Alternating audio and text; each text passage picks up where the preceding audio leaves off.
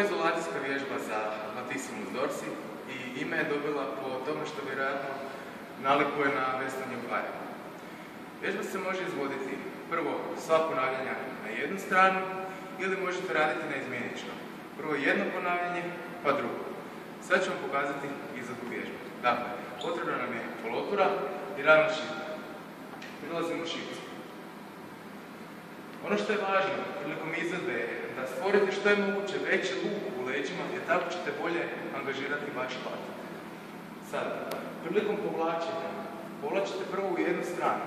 Sa stražnjom rukom povlačite malo jače lakat iza i malo se rotirate u tu stranu.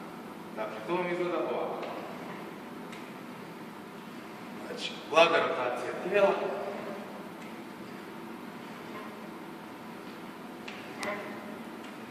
I povlačite lakat što je više moguće iza.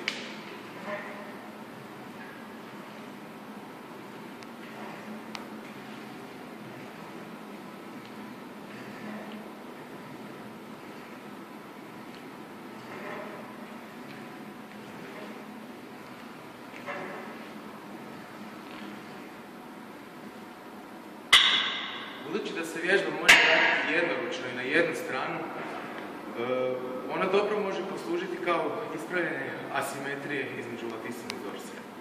Ovo je bilo kajakaško veslanje.